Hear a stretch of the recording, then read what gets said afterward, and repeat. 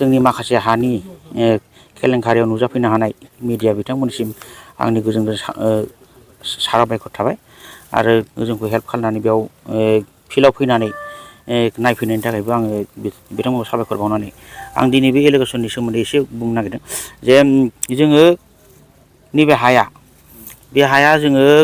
गोदो जोङो आबै आबौनि सिगांनिफ्रायनो जोंनि बिफाफ्रा थैनानै थांबाय आरो जोङो बेखौ उन्दै समनिफ्राय नुबोखानाय बे रायजोनि माखासे माबायाव बेंखनाव थानानै बेयाव गोबां मोसौ गुमनाय जायोमोन जेनेबा गारजा फुजा साइड माबा खालामनानै बेंखनानै दोननाय जादों आरो बेवहाय सिगाङाव गोथैबारि नङामोन गोथैबारियाव जोङो SSB आव थांनाय हिसाबै जोङो माखासे जेंनायाव गोलैनानै जोङो बेयावनो माखासे ससे गोथैबारि खालामनानै लानांगौ जादों आरो बे बिदिनि उनावहाय जोङो बेबायदि दोनबाय थानायाव बे जाय माने दा जोंजों नांदों मेवाइ होननाय बिथाङाबो 2006आवबो खेबसे नांखांबाय नांखांनानै बेयाव जोङो रायजोआ माखासे प्रटेक्ट खालामनो बिसिरि थादों दिनै आरो नैबे दिनैनि दिनाव जोङो नुबावबाय बे एखे माबाखौनो बियो लाफिनदों आरो बे लानायाव जों नुदों माखासे अफिसियेलाव बिराद हेल्प खालायनाय जायनि थाखाय जोङो दाख्लै 9 थारिखआव जोङो मन्दलखौ फिल्डआव लाबोदों मोजां गुबै देखायलाङासै जोंनो नैबे हाखौ आरो जेब्लानाखि जों 13 थारिखआव सिअजों रायलायो सिअजों रायलायहैनाय समाव बियो गुलुं गुजुं खोथा बुङो बे उमुगनिसो सोरबा मेवाइनिसो बेखौ मावनो हाला नै बिदि बुंबाय बिदि बुंनायाव सिअआ बुंदोंमोन जे नोङो फिल्डखौ मोजाङै भेरिफाइ खालामहै बे हाया सोरनि नंगौ सोरनि नङा बेखौ भेरिफाइ खिन्थु नैबे दाख्लै 20 थारिखआव आङो फन खालाय हरफिननायाव जाबाय बेखौ आं हानाय नंला बेखौ आङो उमुगनो मावना हरबाय बिदिथ' नङा नोङो फिल्डआव मोजाङै फैयालासेनो नोङोथ' बिदि मावनो मोना हिसाबै सासे मण्डल हिसाबै नोङो माखासे नैबे नोंसिनि जाखिनि मावनांगौ दायथ' जे हाया सोरनियाव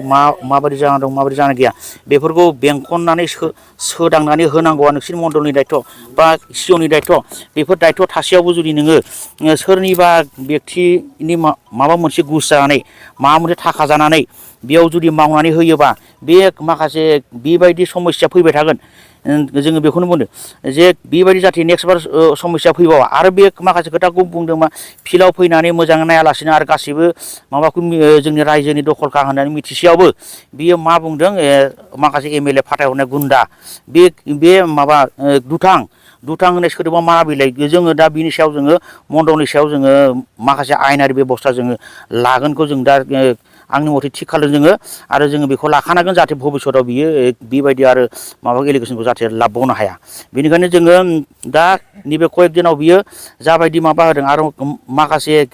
मिडियाफ्राव नुबोदों आङो मिडिया बिथांमोनखौ आं मोनसे खावलायनाय जायो जाहाथे माबा मोनसे बिथोराव मा दं बेफोरखौ एसे नायनानैसो मिडियाफ्राव हगारनाया मोजां जे जाहाथे उनावहाय माखासे पाब्लिकनि माखासे गामियारिनि माखासे माबायाव जाहाथे बेफोर गुलुंगाजों फैया आंथ' मैयाबो दहायबो नुदोंबाय आङो माखासे UPPL माबा पार्टि होनलायनाय बेफोरबायदि जाहाथे आरो माबानायखौ जाया जाहाथे एसे नायबिजिरलायनानै जे सोरनिबा नंखाय दैदेननायाव सोरनिबा नंखाय बुंनायाव बेखौनो नंगौ होननानै फिल्डआव थाङालासिनो मोजां सार्भे खालायालासिनो जाहाथे बिथांमोनाव हगारा आं बेखौ अनुरद खालायो बेनिखायनो जोङो दा जाय माने जस बसुमतारी माबा हाज'वारि बिथांखौथ' जोङो दा गाव जेरेखम स्टेटमेन्ट होदों जेरेखम जोंखौ फानदों जेरेखम जोंखौ नंखाय होनदों सासे मानसिनियाव बियो हेल्प खालायदों सासे मानसिनि थाखा जानानै बियो माखासे खामानिखौ मावदों बेक्तिगत माबाखौ हिसाबाव बियो जोंनिफ्रायबो कमप्लेन थांनाय हिसाबै जोङो 13 थारिखआवनो जोंनो सिअआ बे हाखौ भेरिफाइ खालायनांगौ होननानै अर्डार हरसेयाव बे खालायालासिनो 20 थारिखआवसो बियो रायजोनि माबाखौ नेवसिनानै बोरै बेक्तिगत सासेनि माबाखौ हानि माबाखौ एरियानि सेलफोरखौ बियो बोरै कम्पिउटार सोनो हाखो बोरै फाथायनो हाखो बियो हिसाबावथ' बियो रायजोनावबो सोंनांगौमोन फारनैबो सोंनांगौमोन सोरबा गबिन्द बसुमतारीनि खोथा बुंदों बे गबिन्द बसुमतारी बे अदालगुरियाव थानानै जोंनि बे चिरांनि माबा मोनसे समस्याखौ बे नुदों नामा बे मिथिदों नामा बेहाबोथ' चिराङावबो